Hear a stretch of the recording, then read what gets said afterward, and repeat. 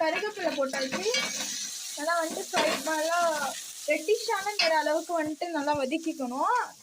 அதுக்கப்புறம் தக்காளி 3 தக்காளி சொன்னேன்னா 3 தக்காளி போட்டு நல்லா வந்துட்டு ஃப்ரை பண்ணிடுவோம்.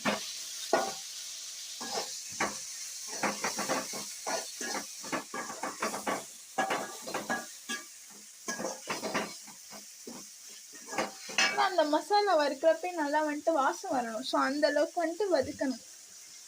Mix well.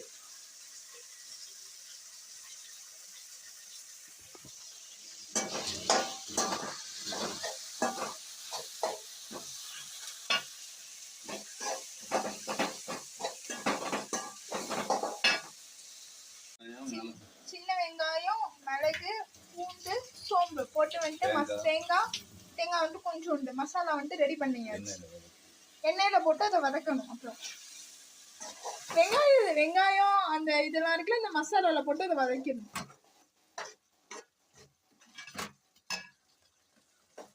குழம்பு வந்துட்டு பர்ஃபெக்டா ரெடி ஆகிட்டே இருக்கு.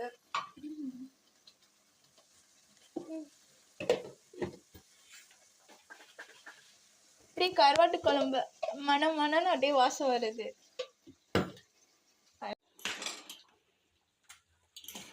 சுரக்காய் வெந்துருச்சுன்னு பார்க்கலாமா?